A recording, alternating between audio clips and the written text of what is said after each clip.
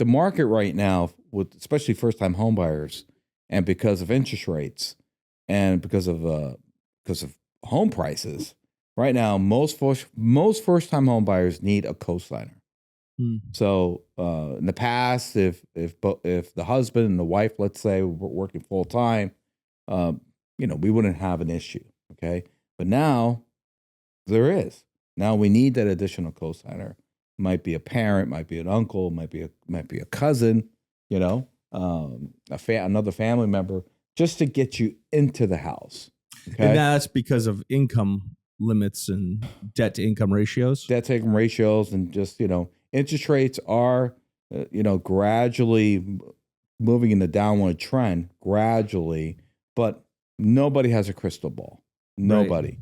Right. I've been in this industry for over 20 years. I've heard people say, well, interest rates are going to go down. Well, they didn't go down. Interest rates are going to go up. Well, they didn't go up.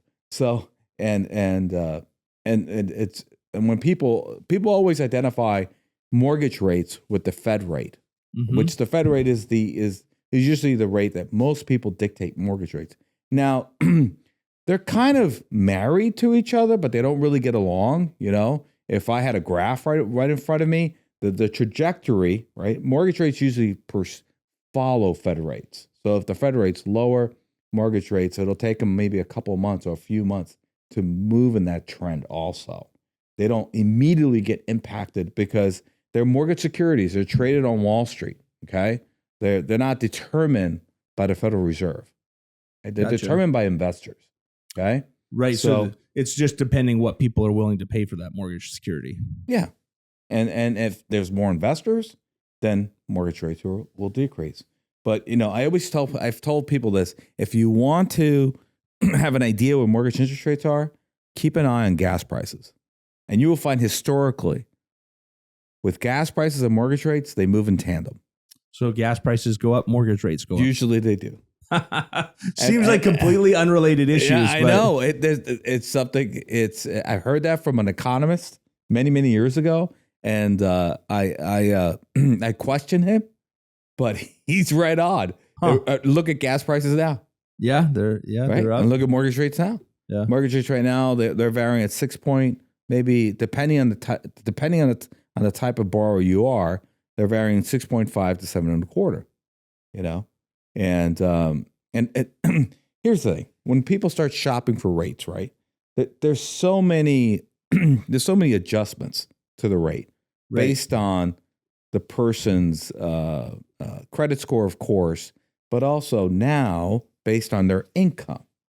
Okay, so we have what's called an area median income level here in Whatcom County, meaning that if you earn above that amount, you're going to get a worse interest rate rather than if you earned less of that amount.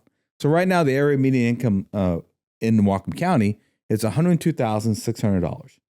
So if you earn less than $102,600, you're a first-time home buyer, you will get the best interest rate. That just seems like counterintuitive. I'm just telling you, that's how it is. And because there's no loan level pricing adjustments, right? So I'm not going to get into too much, but basically, if you have let's say if you earn over 102K, right? And you have a really good credit score and you're just going to put, let's say 5% down, you're going to pay a higher interest rate than someone that's going to put 5% down and earns less than 102,000 with the same credit score. That's interesting. Well, that brings up another. So when people see advertised rates, right? Oh, I can get this rate here. I'm like, well, the devil's in the details. Right. So you have to call, find out more details. What's going on? Why is this rate being offered? So what are the circumstances behind it? Right. Well, and that kind of brings up my next question that I was thinking about here was, when somebody's shopping for a mortgage, right? They're shopping around. Typically, that's what they're asking is like, what is your 30-year fixed rate at, right? But that's one of them is like the rate that you quoted me. What is that based on? What are some of those questions that people often don't think about asking that they end up, because then by the time all of a sudden everything gets done, they're like, well, I thought I was going to get a 6.25 and I'm at 7.5. What happened? right? Yeah. Yeah. What are some of those things that they should be aware of when they're talking to mortgage brokers, when they're trying to decide who they're going to work with, and when they're actually trying to compare what my mortgage options are?